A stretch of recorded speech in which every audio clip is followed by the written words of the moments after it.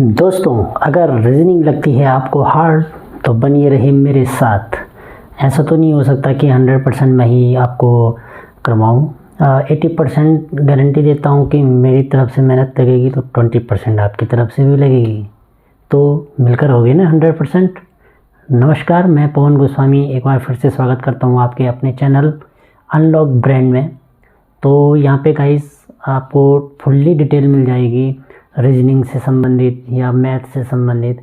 अभी जो फ़िलहाल हम कोचिंग चला रहे हैं वो कोचिंग क्लासेस चला रहे हैं आपकी रीजनिंग से। तो कल हमने बताया था कि रीजनिंग 3 पार्ट में डिवाइड की गई है, भाषिक, विश्लेषणात्मक और अभाषिक। और तो सबसे पहले हमने भाषिक से लिया था। मैंने कहा था कि इसमें 24 टॉपिक होते हैं, तो इनमें से हमने एक टॉपिक चुना था सादृश्यता का। तो सादृश्यता में मुख्य रूप से 4 टाइप के क्वेश्चन ही पूछे जाते हैं पेपर में। तो उसमें से तो कल एक पार्ट में हमने बता दिया था कि जो हमारे पास इसके अंतर्गत जो फर्स्ट प्रकार का प्रश्न था वो शब्द सादृश्यता का था। तो शब्द सादृश्यता में मैंने काफ़ी डिटेल बताई। जिन्हें पूरी वीडियो नहीं देखी है, जिन्होंने इससे पहला पार्ट नहीं देखा है, वो कृपया जाकर वीडियो देखें हमारे चैनल पे। और अभी तक अगर आपने हमारी वीडियो को लाइक नहीं किया तो वीडियो को लाइक कर दें, चैनल को सब्सक्राइब कर दें और ज़्यादा से ज़्यादा चैनल को शेयर करें, ताकि और लोगों को भी जिनको ज़रूरत है एक्चुअल में एग्ज़ाम के लिए, उनको कुछ ना कुछ मेरी तरफ से भी हेल्प मिलते रहे। तो इसके बाद टॉपिक पे आएंगे हम। टॉपिक पे आने से पहले देखते हैं लोगो।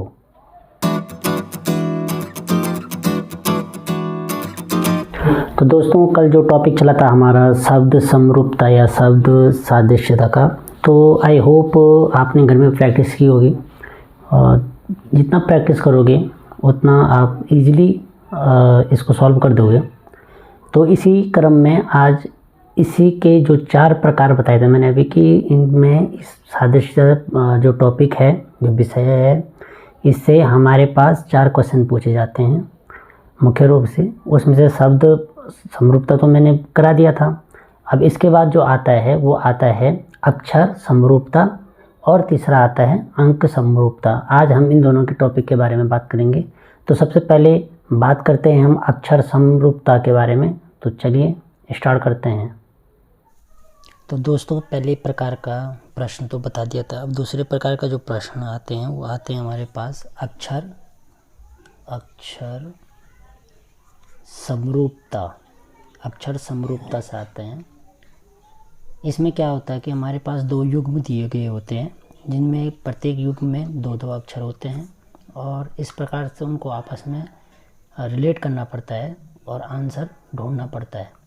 तो इसी क्रम में हम देखेंगे कि सबसे पहले जो अंग्रेजी के अक्षर हैं, अंग्रेजी अल्फ़ाबेट हैं, इंग्लिश अल्फ़ाबेट हैं, उनके हम क्रम याद रखेंगे। तो क्रम याद रखने के लिए मैं यहाँ पे दे रहा हूँ, कुछ लिख रहा हूँ, आप उसको ध्यान दीजिएगा कि किस तरीके से उनके क्रम होते हैं। जैसे हम ए को बोलते हैं 1, बी को 2, उसी प्रकार से आगे क्रम बढ़ते रहेंगे तो जब तक 26 अल्फ़ाबेट टोटल हमारे पास आ गए हैं यहाँ पे। तो टोटल हो गई है 26 अल्फ़ाबेट। इसी प्रकार उल्टे क्रम में भी होगा, जेड को 1, वाई को 2, इस तरीके से लिखते लिखते ए पर 26 आ जाएगा। बेसिकली ए फर्स्ट से एक सीधे क्रम से 1 नंबर पे है, पीछे से 26 नंबर पे है। उसी प्रकार जो अंग्रेजी वर्ण वाला में हमारे पास विपरीत अक्षर आए हैं एक दूसरे के, तो जैसे ए का विपरीत अक्षर क्या होगा वो ज्ञात करेंगे। तो क्योंकि ए आया था 1 पे और जेड आया था 26 पे, लेकिन उल्टे क्रम में ए आ रहा था 26 पे, जेड आ रहा था 1 पे।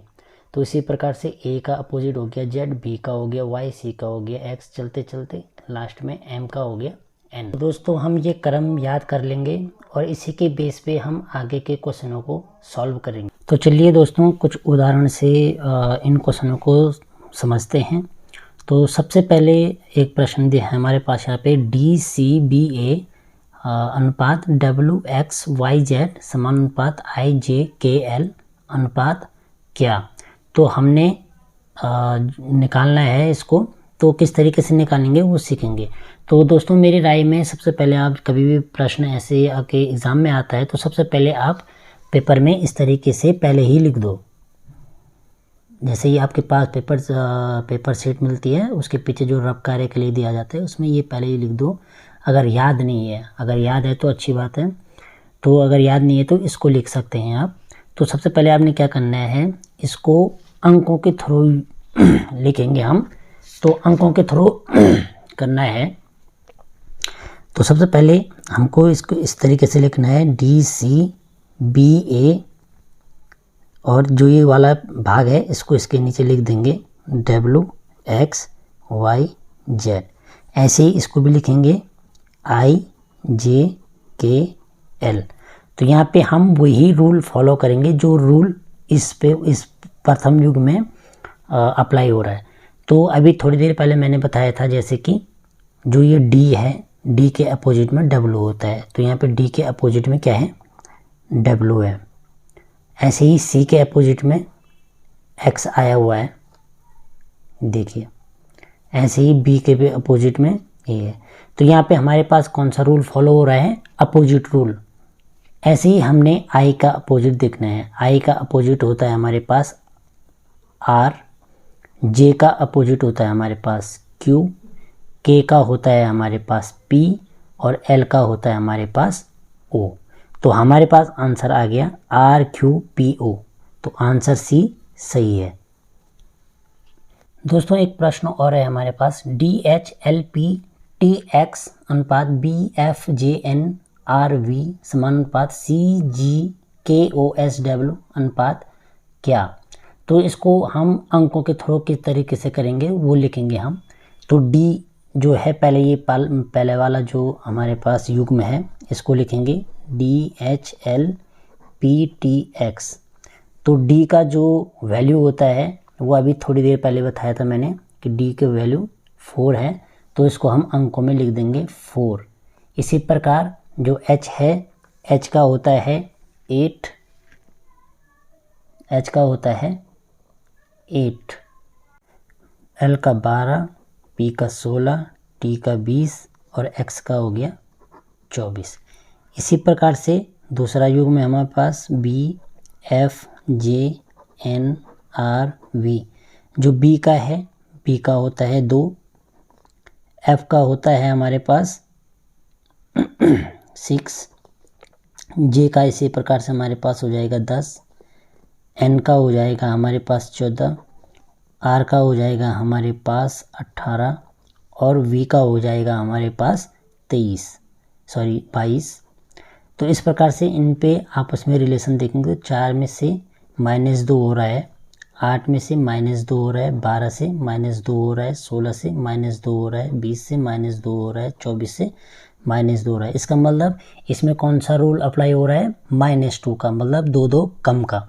इसी प्रकार से CGKOSW, C से 2 कम, तो C से 2 कम क्या हो जाएगा, A हो जाएगा, ABC, एक गैप छोड़ के बन रहा है ना।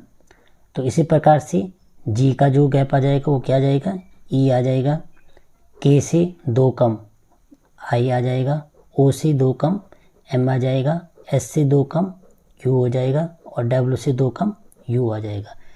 तो हमारे पास आंसर आ गया AEIMQU, B वाला आंसर सही हो गया।